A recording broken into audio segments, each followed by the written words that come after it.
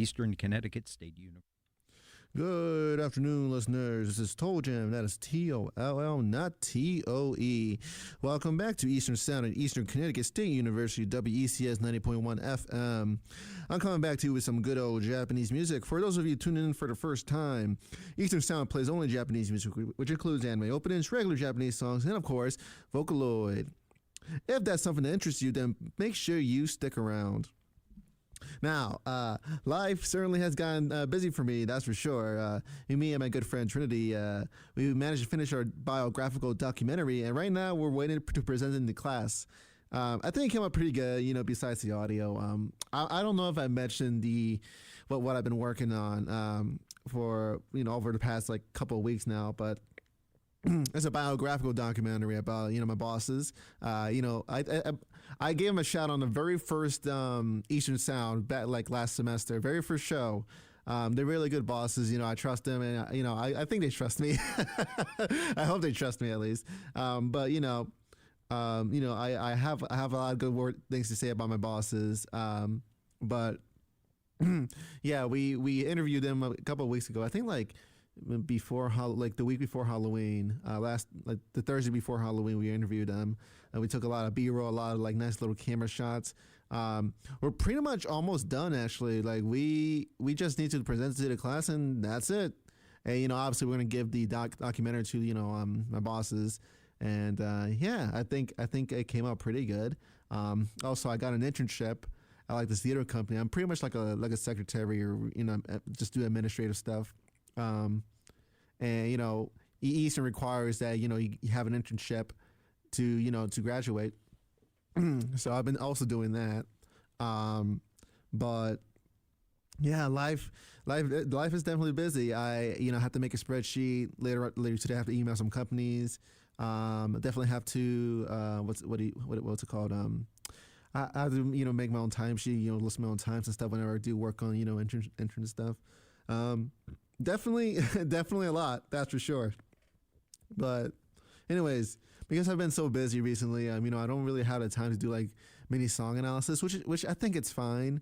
If I don't do any song analysis, I think just talking about the song, what it kind of means is fine. I think the lyrical analysis might have gone a little might be a little too much, especially with my own schedule. So not for this show, but I think from now on, I'm just gonna do rather than what the song means lyric by lyric, I'm gonna do here's what this song means, and why the song is the way it is, and maybe if there's a music video, I'll talk about it too.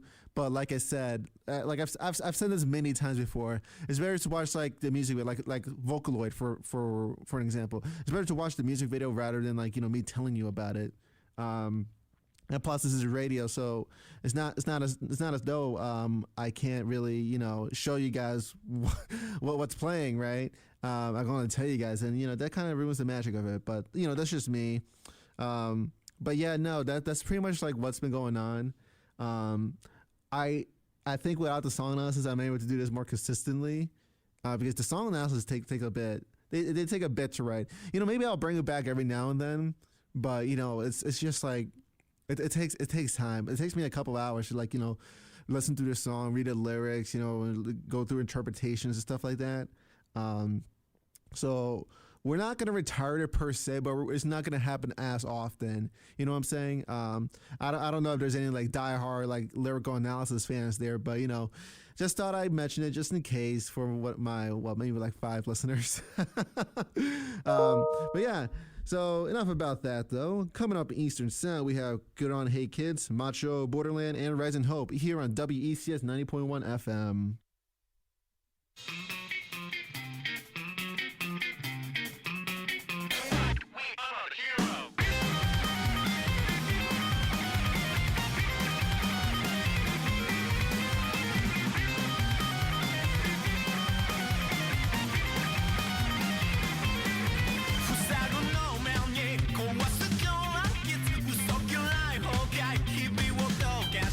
Am I die? Well, no, me to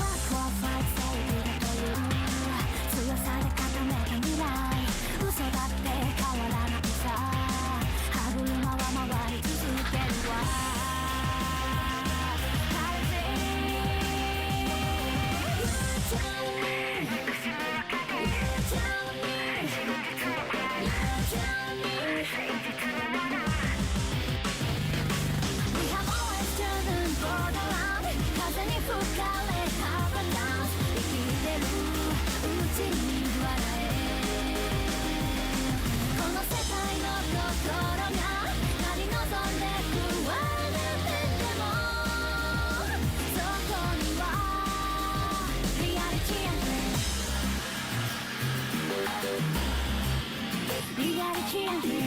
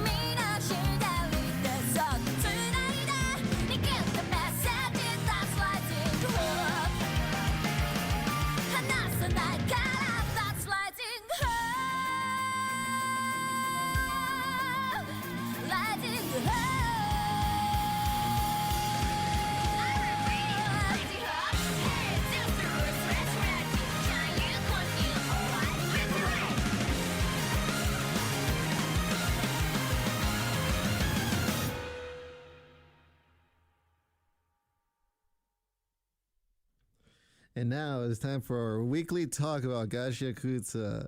Well, what's new with that show?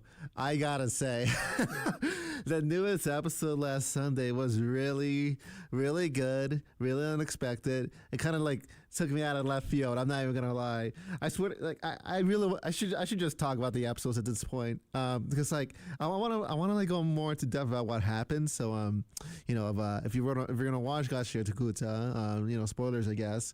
But man, like so like I always talk about, or it's like I think a lot of people talk about how like people just don't have guns in shows or like in like situations where they should have guns, right?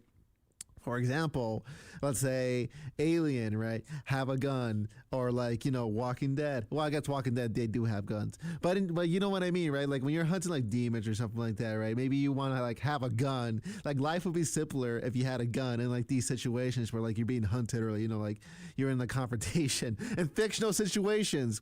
I'm talking about fictional situations, right? I'm not even touching real life. But man, life would just be so much easier. But in fictional land. But and Gashi, they finally did it. They did. Oh my god, one of the characters, she pulls out a gun like mid fight and just shoots the lady, and oh my god, honestly, it was so funny, so surprising. Me and my friends, we like screamed, like we were like so hyped. But I was thinking about it like the other day too, like man, like these characters, they should just carry guns or something with them, because like in Demon Slayer, one of the characters has a gun and he hunts demons with a gun. Isn't that crazy, right? But yeah, that was really, really cool. However, I will say that in the episode Gashi, there was like a 10-second moment where like it was just like panning or like whatever, right? It was like panning to like different like scenes or like different like background, like like the environment itself, rather than like focusing on the fight. And I get that like animating stuff is expensive, but I mean like I feel like you should at least like break it up or something, because that was literally like 10 seconds of a slideshow or something. You know what I'm talking about? So it really took me out of it. Like it kind of like I kind of looked around to see if like the episode paused or something, because like you hear like the fighting like happening, but you don't see it for like a good 10 seconds. I don't know. I didn't really like that. So thumbs down on that. But the rest of the episode, pretty damn good, I gotta say. But besides that, I also watched Dungeon Meshi as like I was working. It kind of like had it in the background. That's why I kind of prefer dub nowadays, because like I can like if like there was something going on screen, I could like know what was going on by listening to it. And obviously I will watch it too, right? But yeah, Dungeon Meshi, that one is about cooking monsters as you're like cooking monsters. If you're a fan of like RPGs and stuff like that, you're wondering like, hey, why don't you just cook the monsters they like kill? Well, that's what they do. They cook them and eat them. It's honestly surprisingly not as violent as I thought it'd be. Obviously, there's like some blood and every now and then, but like it's pretty lighthearted. It's very creative. It's a very creative show. I love it. I gotta say though, the intro to the anime is like a slideshow as well, and it's kind of disappointing too, because back in the 90s, Cowboy Bebop, it had one of the best anime intros I've ever seen, and like I don't like how like some anime kind of devolved when it kind of came to that kind of stuff. Like Dungeon Meshi, like Delicious in Dungeon, whatever you want to call it, a very good anime, but man, the intro it's bad. Like there should have been more like stuff in the intro, like just about cooking in general, because that's the whole premises of the anime. An adventuring party looking for someone, but in order to survive, or in order to like stay in a dungeon for like for longer periods of time, they need to cook and eat the monsters that they kill. It's a shame that like not a lot of it is like in the intro in and of itself, and I feel like that should be something that's it's a pivotal thing in the show. So I'm wondering why they don't have an intro. But yeah, Very very good anime. I give it like a 7.5 out of 10. It's definitely like one of those animes where like you don't watch it for like the action. Although the action is good, it's good. It's not great, but it's good. But you know, you don't watch it for the action. You watch it for like what the monster of the day is. And they're very creative, very very creative. I gotta give them full props for it. But anyways, sorry about that. Coming up, sorry about that. Coming up next in Eastern Sound, we have Grange, Game of Life, Majin, and Bad Apple here on WECS 90.1 FM. 強くなれる理由を知った僕を連れて進め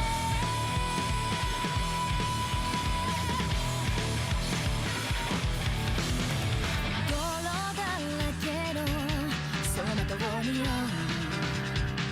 こわばる心震える手は掴みたいものがあるそれだけさ夜の匂いに空に選んでも変わっていけるのは自分自身だけそれだけさ強くなれる理由を知った僕を連れて進め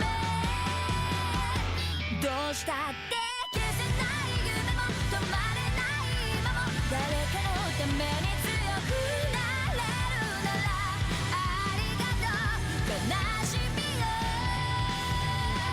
世界に打ちのめされた曲の意味を知ったグレンの花咲き誇れ運命を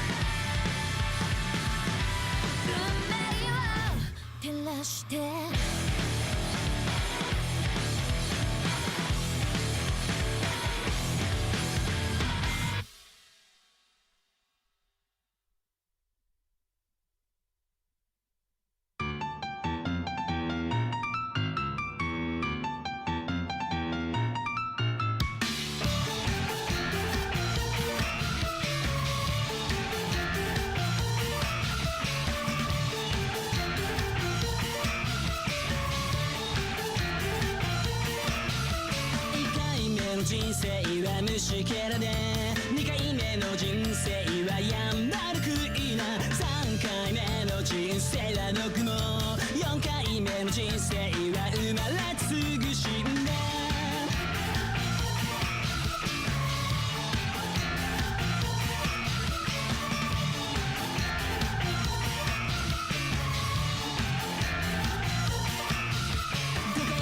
人生は深海魚6回目の人生は卵が食われ7回目の人生はロバ8回目の人生はサラブレッドです忙しい神様のゲーム僕の一生なんて理性のないまま生まれて死んでゆく人生が破れ僕らの理想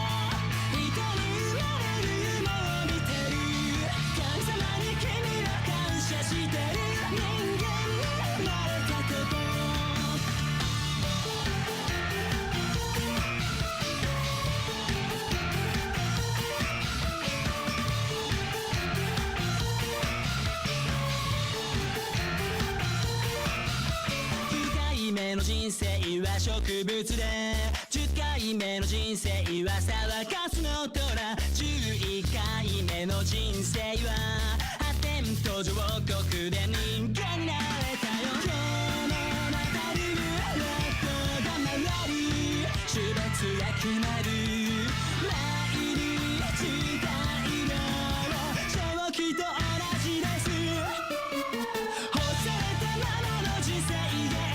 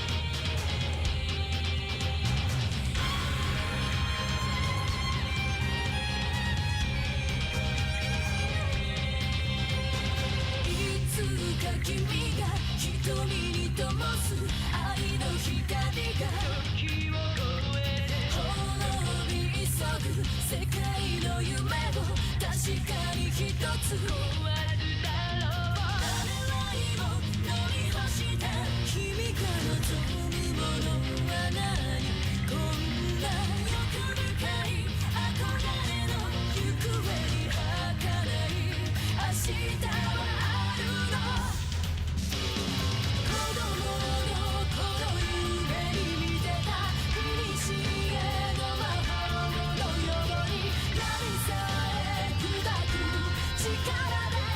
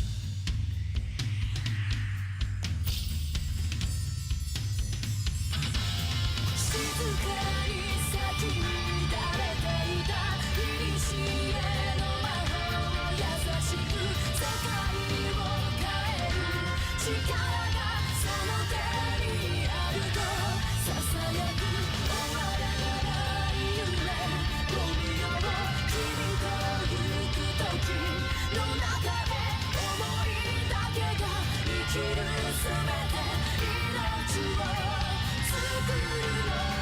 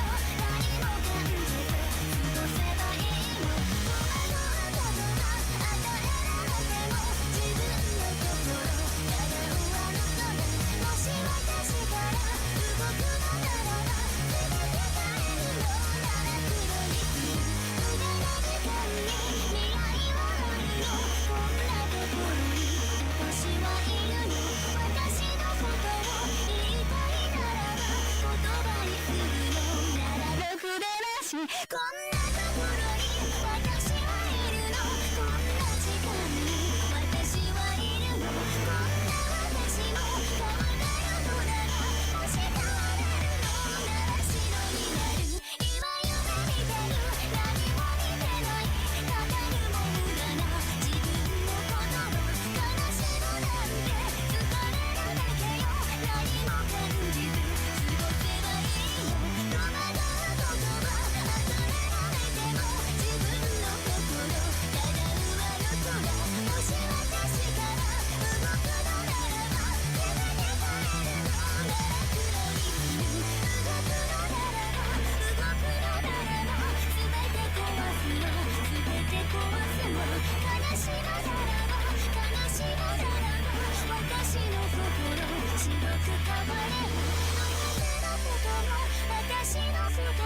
全てのこともまだ知らないの思いがるから開けたのならば全て壊すのなら黒になれ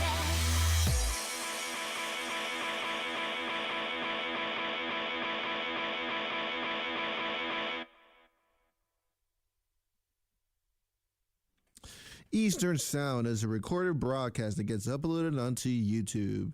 If you'd like to listen to previous broadcasts last semester, then please head on over to the Eastern Sound YouTube channel at youtube.com/@Eastern Sound. Once again, that is youtube.com/@Eastern Sound. So, I mentioned this last broadcast, but my friend really wanted to show me School Days. Apparently, it was the anime that kind of kickstarted her taste in horror and stuff and you know, other stuff. So we got around to watching it 2 Sundays ago. I absolutely hate how it makes me feel, but it's supposed to make me hate the characters for sure. Instead of me like telling you about the basic plot of it, because I think I will spoil a little too much, let me tell you guys. I'm gonna read off the my anime list synopsis of the show. Here we go. High school student Makoto Ito first notices Kotonoha Katsura at the start of his second semester, freshman year. Immediately, he becomes entranced by her beauty, but his bashfulness doesn't allow him to approach her, even though they ride the same train every day. Instead, he snaps a photo of her in secret and sets it as his cell phone wallpaper, a charm that, if kept under wraps, would supposedly help you realize your love. However, classmate Sekai Sayonagi, spots the picture, but instead of ratting him out, she offers to help set him up with Kotonoha, going so far as befriending her just for him. Thus, the trio begins a rather impromptu friendship. School Days follow the lives of these 3 teenagers as they traverse the joys and hardship that comes with being a high schooler. In a story of life and brimming with romance and melancholy, the tale of these 3 students will linger in memory long after the momentous conclusion. A momentous conclusion it is. So, why do I hate this show so much? Yet, why would I recommend watching the show as long as you can handle it? I do not like most of the characters. Why don't I like most of the characters? Because they're not good people. This is one of those bait shows that kind of like bait and switches you in, right? So like you would go into thinking like, wow, this is just a regular, like, I don't know, like just regular boring school anime. No, it's not. It really is not. It is one of the most oh man, it is one of the most awful experiences for the right reasons, right? Like you want to keep watching it just to see what happens. And oh man, how do I don't like the main character at all, Makoto. I do not like the main character. I don't like his friend. I don't like most of the other characters in the show. They're like awful people. They're not good people at all. Kotonoha, Katsura, I think, yeah, Katsura. She is not a bad person, but man, she gets a short end of the stick. I can't explain it more than that. But I will say the ending is so worth it. I love the ending for probably the wrong reasons, honestly. I don't know if it's like supposed to make me like the ending, but I like it for the wrong reasons. A certain character gets their comeuppance. So yeah, would I recommend this anime? I would only recommend it if you're able to handle nudity, like not like it's like partial nudity, right? But if you're able to handle nudity, like partial nudity and strong emotions that you might be feeling while you're watching it, then yeah, I recommend it. I don't recommend it as like your first ever anime to watch. Definitely not that. Watch some other anime first before you watch it. So just to kind of have a feel about like, that's how anime works. But School Days, I recommend it for like more experienced anime enjoyers. It's a 2007 anime or 2008. I kind of forgot, but man, I think it was ahead of its time, honestly. It really was. But yeah, I give it I can't believe I'm going to say this, but I give it as 8 out of 10. I rate it higher than Dungeon Meshi. And I love Dungeon Meshi, don't get me wrong. But man, School Days, it really, like, the moments of silence in that show is really, really well done. It really, really is. And I can't give it, I cannot go any lower than 8 out of 10, at least, right? 8 out of 10 at least. That's for sure. But anyways, enough with that amazing power of filth. Coming up next on Eastern Sound, we have Drop Pop Candy, Virgin Suicide, Hopelessness, Hero Cure, and Fantasy Mythology. Mythology? Yeah. Here on WECS 90.1 FM.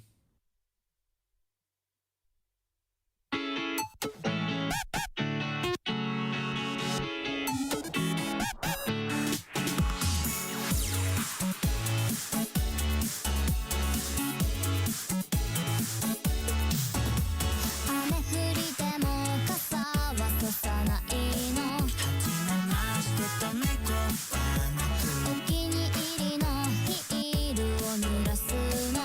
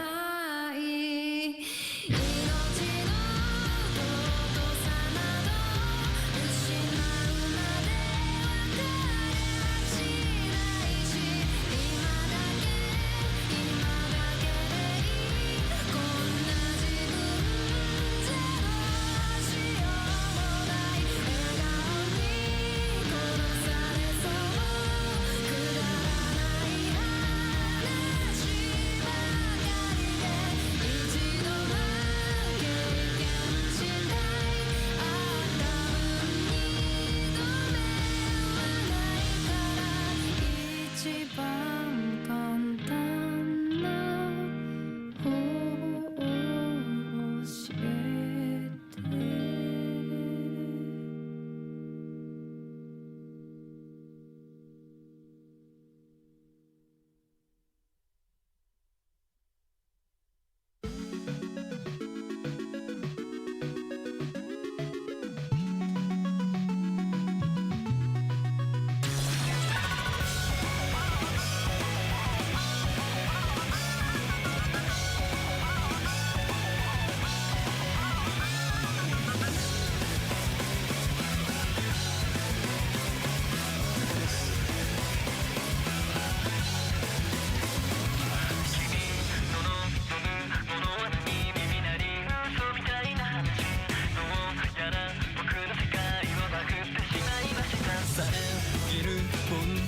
そいつが言うにゃと過去感だと誘惑従いざれごとに溺れ出した王様ゲーム強制参加拒否権なんて聞いちゃくれない課せられたクエストにはあのノブを殺せ絶望だうって棒まみれ少年に逃げ込んだ現実はラッタッタ欲望ないとか偽り偽善者ぶでも仕方ねえや憧れた夢なんだっけヒーローになりたいの願い口にする愛にくばかりつける薬はないよ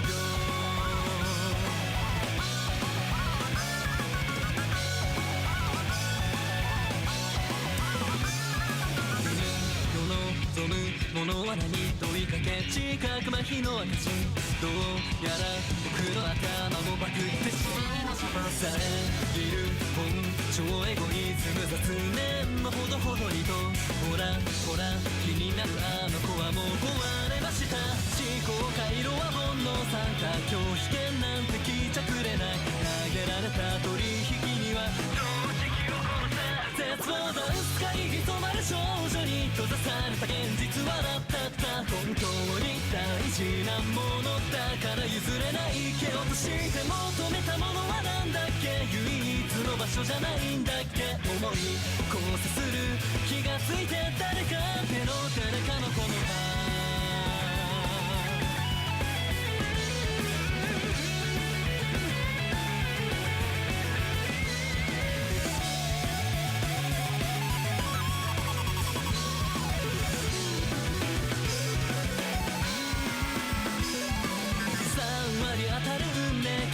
夢見がちな少女にも下されるクエストには黒色は負け絶望だこの中の少年に追いかけた現実笑ったったむしろいいことなら出て全人部でも仕方ねえ抱き違えた正義だって理想論語る偽善だっていいよただ望む白も黒もない本当の世界を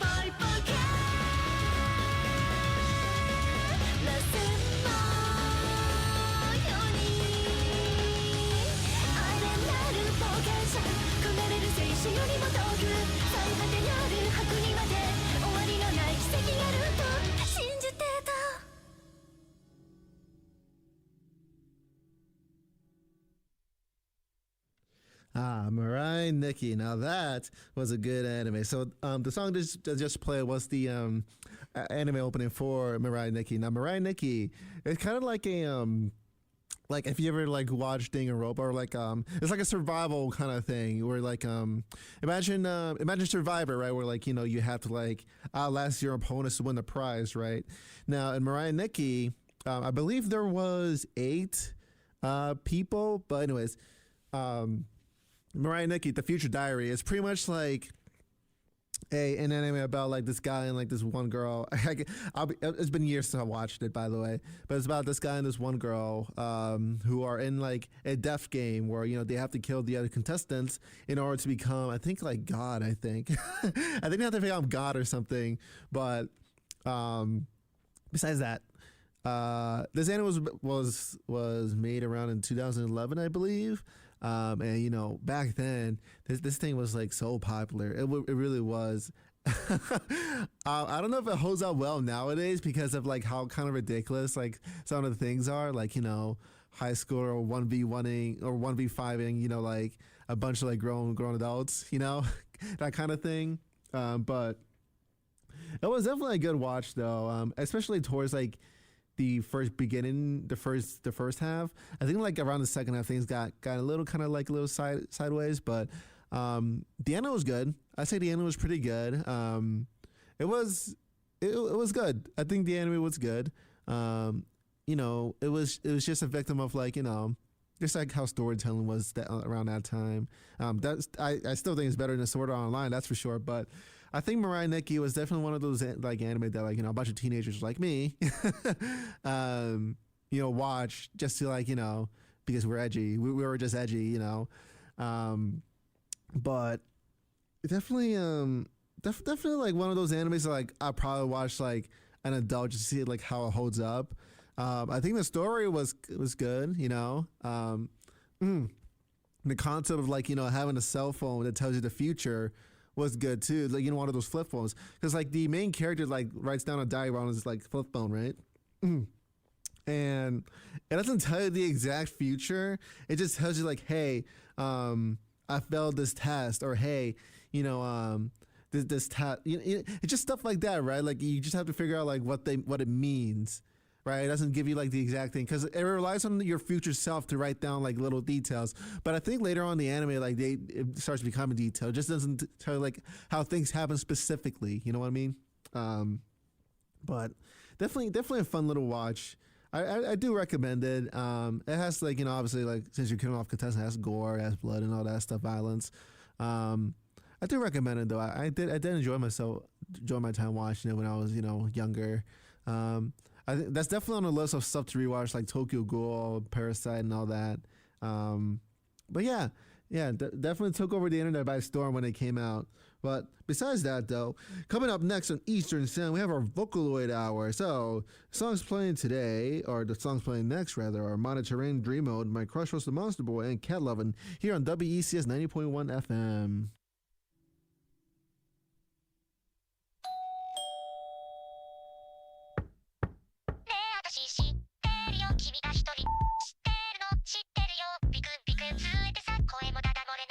正直に言っちゃえよバレてるんだしちゃえよ聞いてんの普通恥ずかしいみんな隠しているだけムフーね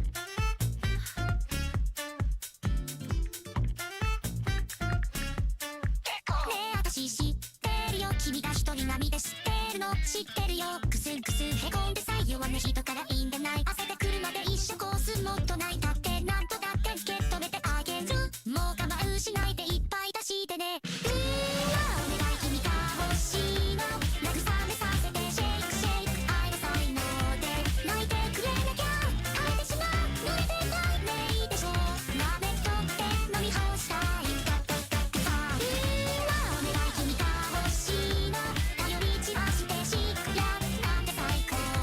負けてくれなきゃ君の痛い感じてたいね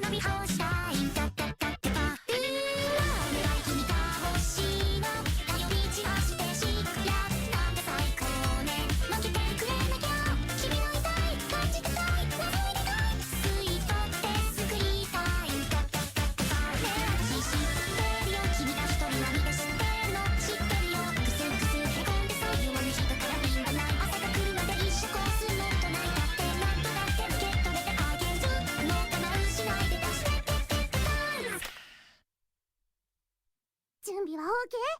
ファッションセンスメイク割と難題だったハードモードグッドバーでバックでも水着をよきっと最新モードキャンディークッキーチョコレートどれも美味しいよってちょっとないとせんべいパンや喫茶メイドやればできたそれがみんなモード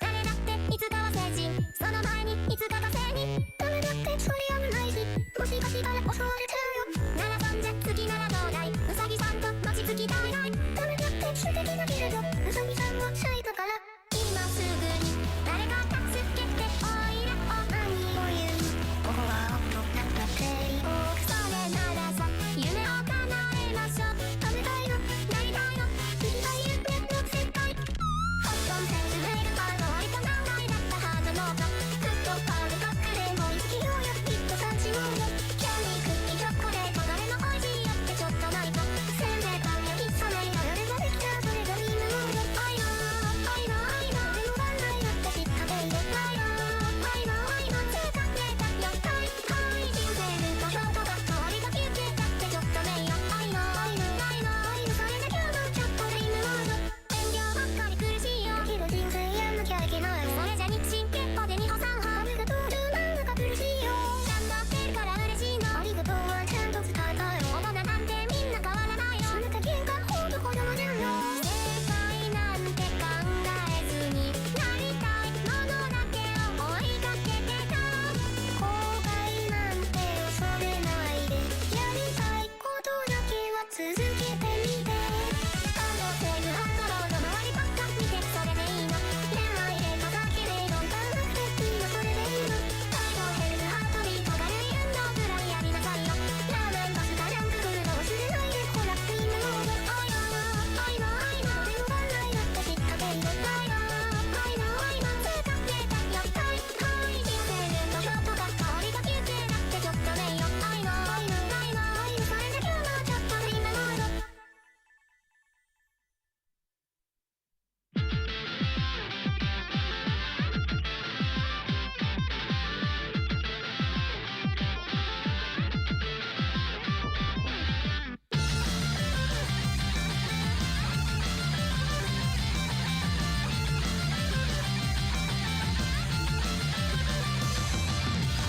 物語の気になる合図がきっと社会の伝統性クラスメイトの気になる噂一人ぼっちがエビズ学生の年が成功中が一番ちゃんとのさよならしるし重ねきしがみがずっとハローおっかがエビズ社会超えて変わりそうで装備林通り抜けて私はね何かで君はどこに行くのかな街の匂いのシが丘の上の傷気になる合図の秘密を見てしまうが罪の目がついついが大きな口気になる合図はサイズを持っていた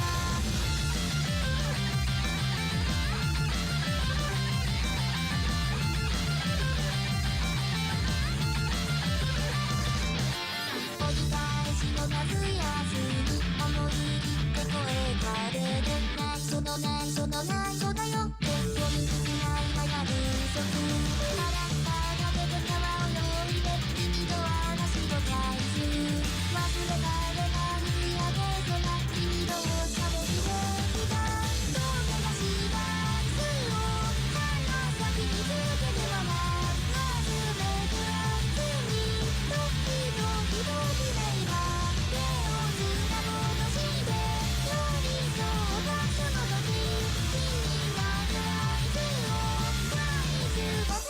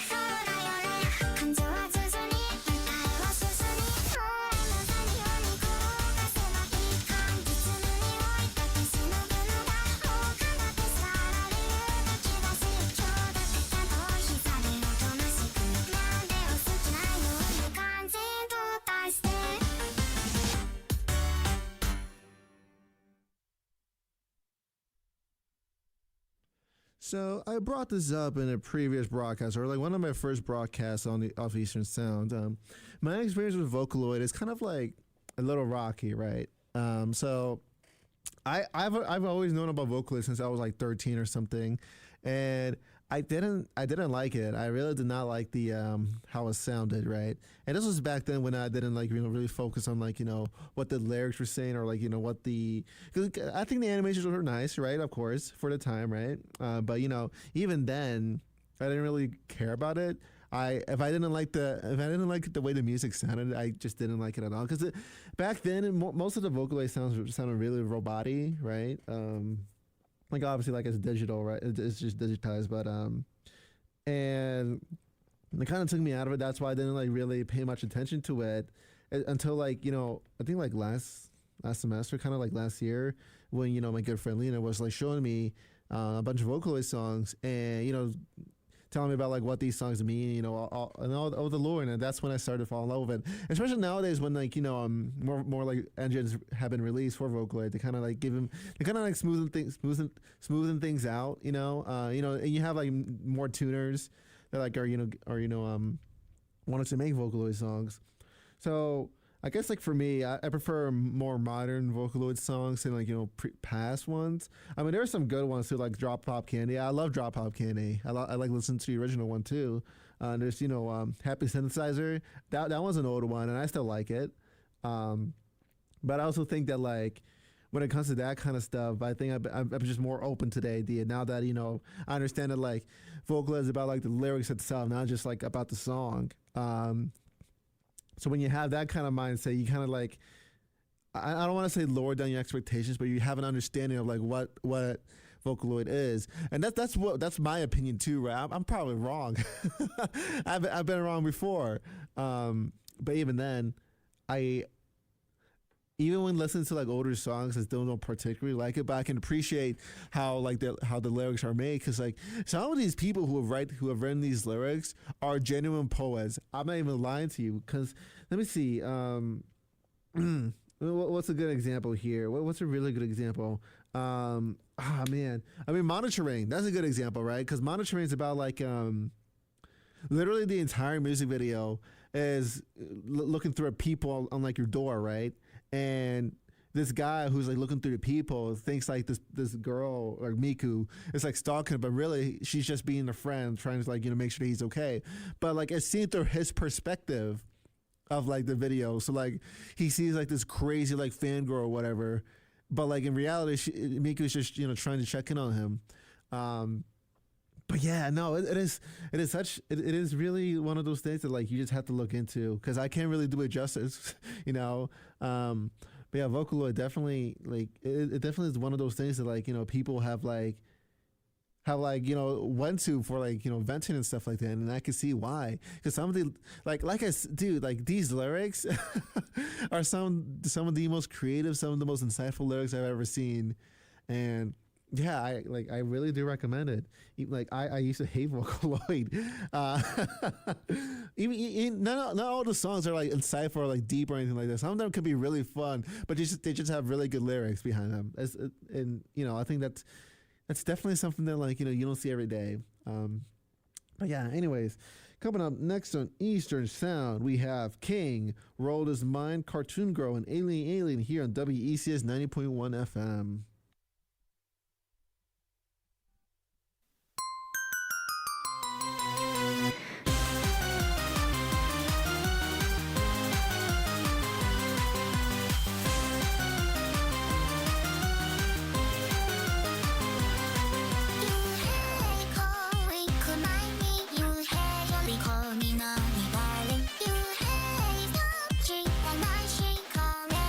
Darling,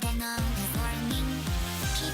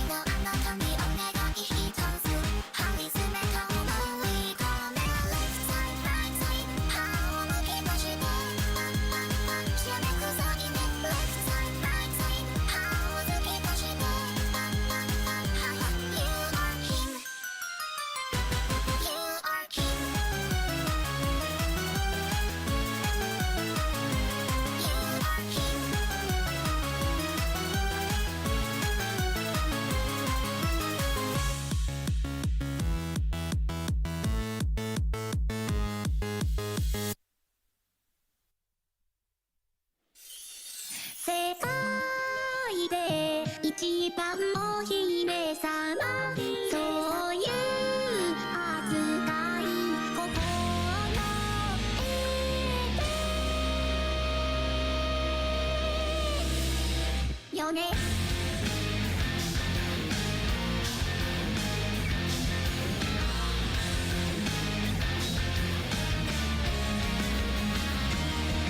その1いつもと違う髪型に気がつくことその2ちゃんと靴が手に入ることいいねその3私の一言には3つのことがで返事することわかったら右手がお留守なのなんとかして別にわがままなんて言ってないんだから君に心から思ってほしいの可愛いって世界で一番の姫様気がついてね任せるなんてもないよ私を誰かと思ってるのもうなんだか甘いものが食べたい今すぐにチェックパンツ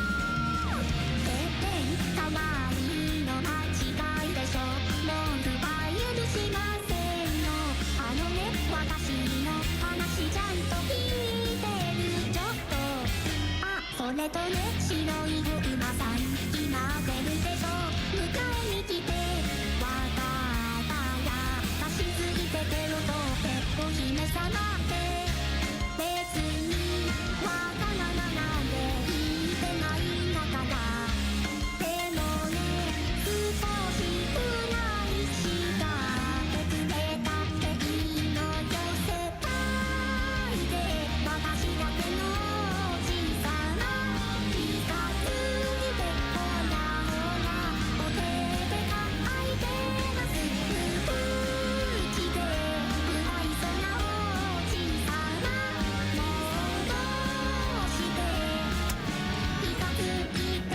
よ早く絶対君はわかってないわかってないわ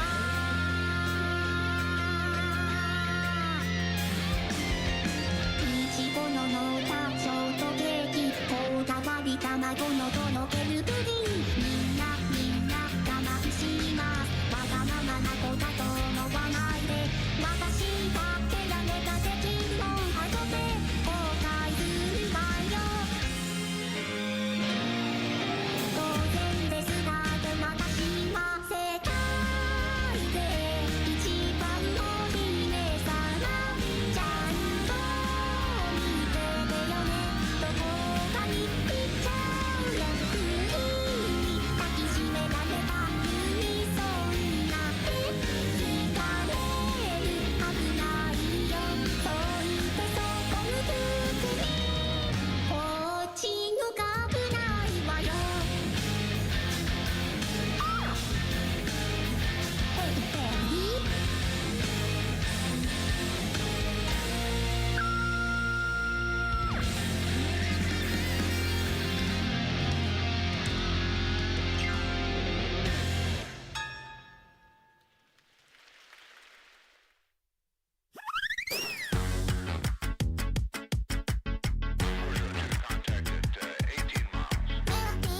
メロディーそれは旬なぬくもりでメロディー食べて吐いて飲み込んで賞味ばかみたいに甘く酸っぱいこのケーキ今日が夢みたいになればそっと闇好きライブあらあらまだキドキドキでその心はラブラブであらあらもなそのそのそれロマンティックな出かけ言うんでしょだからどうか泣かないで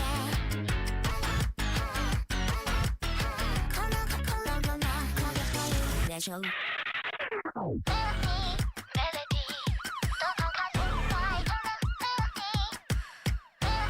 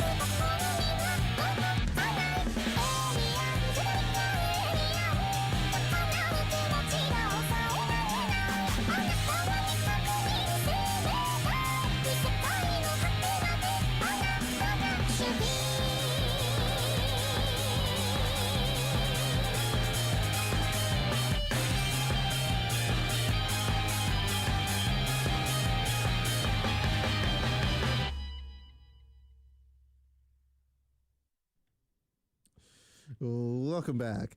So, I want to talk about a little bit about the show itself. I don't know if you guys have checked out the YouTube channel as of recently, but I haven't been very proactive uploading the YouTube or the radio broadcast onto YouTube.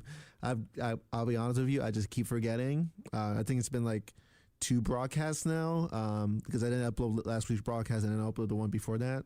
So hopefully, I hope that I have like the enough time to actually to upload it onto YouTube tonight or maybe even over the weekend.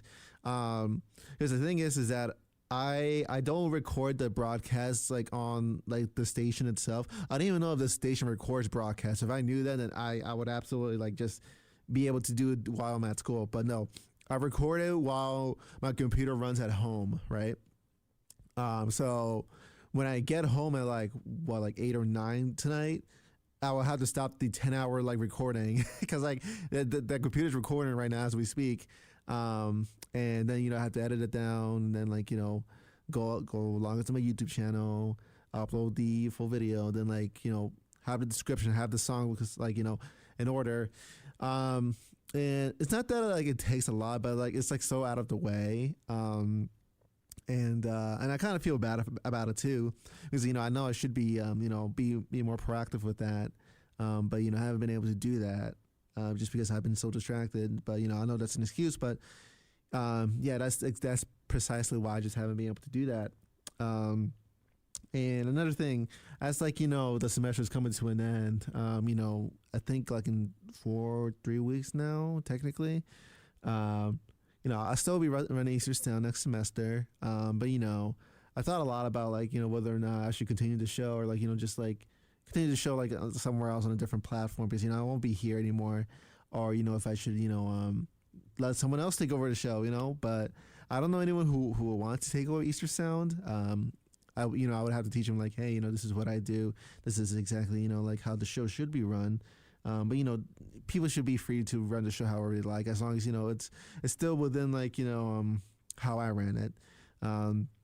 Preferably, if I were to let someone inherit the show, I would want to have like at least some kind of co-host next semester or something like that. Just so the transition could just be easy. You know what I mean? So I don't know if there's anyone out there who wants to like co-host with me next semester or whatnot. But if you're interested, just let me know. Let myself or the station operator here in Eastern know. I would love to have a co-host. I would like to have guests on the show. I'm gonna try to have a guest before this semester ends because I think having a guest would actually be pretty fun. I know there was some interest with like at least 2 people who want to, guest star on the show itself, but as of right now, that hasn't happened yet.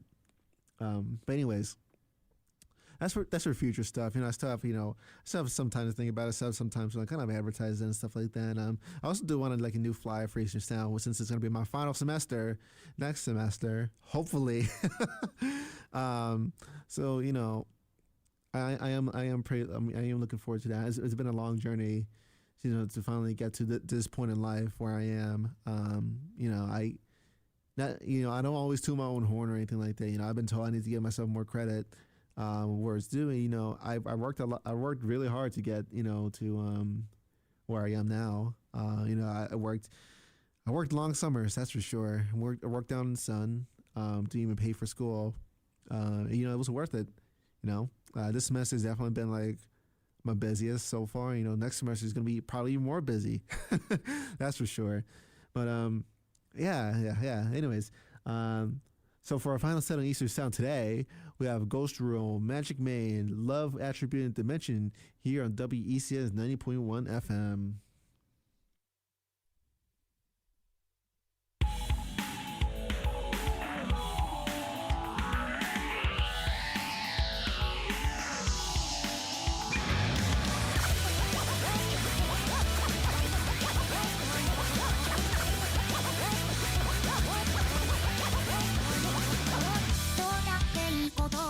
嘘気配で求めない違法なんてやってこない奪ったのに奪われて今日だって叶わない思ったように騙せない腐っている僕には腐ったものがわからないおいでここまで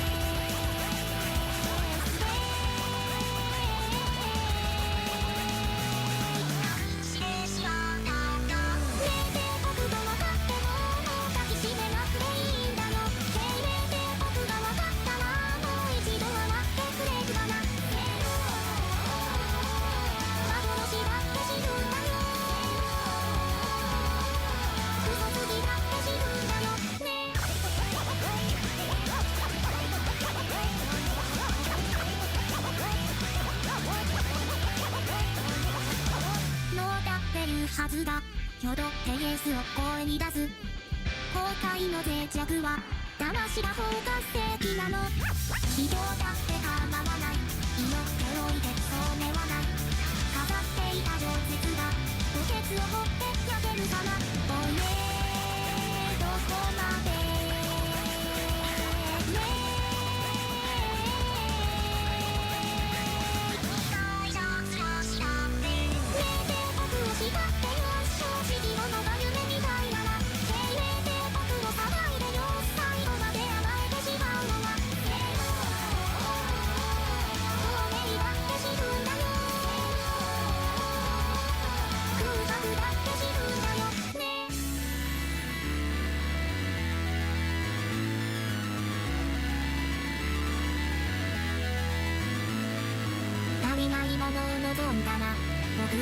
僕に出会ったよ。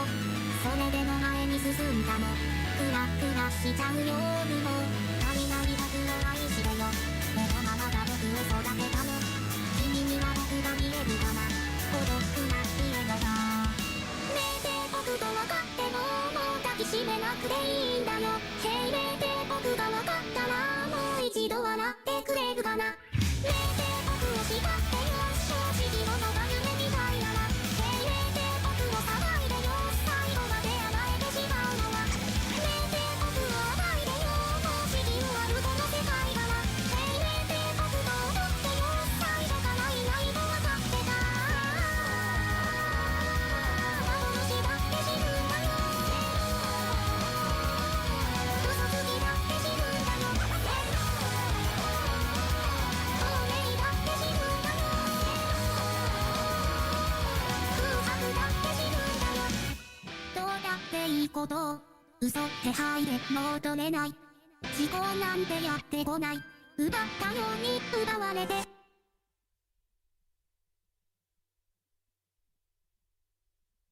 何もないけど寂しくなった僕の心は肉の色だから旅に出る遠く旅に出るおまじないの衣装一つ抱いてぽっかり開いた空白だけどどうも平凡な僕に重くてだから許してもうさいいでしょどうか特別な魔法をかけてよ。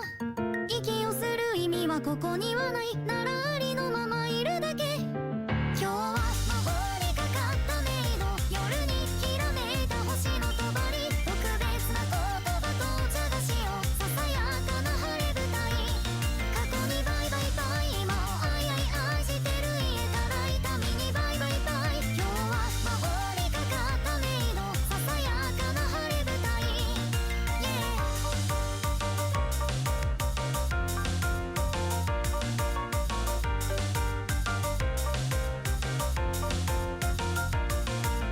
一人の夜の暗さがいつか孤独に染みた涙一つその気持ちだけ分かってくれる魔法みたいな衣装を抱きしめて息をする意味も見つからないなら今は歌うだけだ。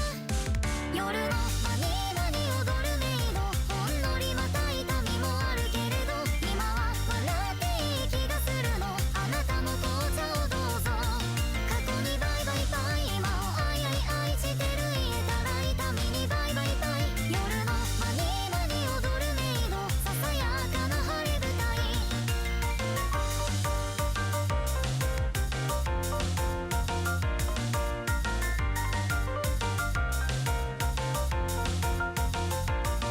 今日は魔法にかかったメイド夜にきらめいた星の帳特別な言葉とお茶菓子をささやかな晴れ舞台過去にバイバイバイ今をあいあい愛してる言えたら痛みにバイバイバイ。今日は魔法にかかったメイドささやかな晴れ舞台そっと咲いてゆく言葉だけどうか綺麗でいてほしいだけ明日笑えるから今だけ歌い続けるメイド過去にバイバイバイ今をあいあい愛してる言えたら痛みにバイバイバイ。今日は魔法にかかったメイドささやかな晴れ舞台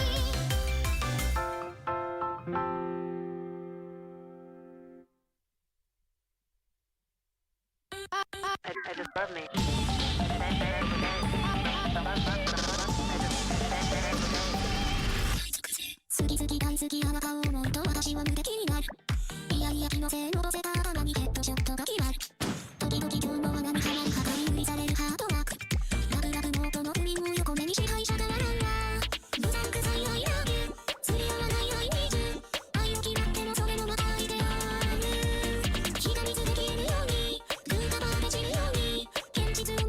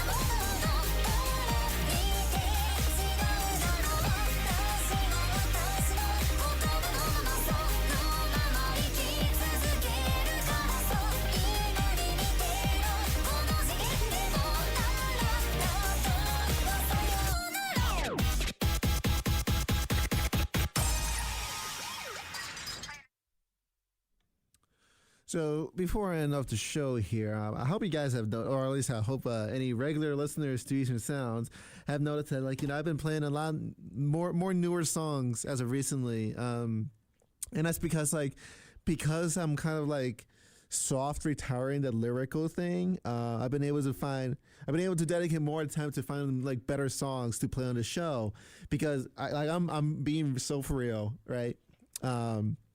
That lyrical analysis, it usually takes me like 2 or 3 hours to like even like write down, make notes of, listen to the songs, go through interpretations, whatever.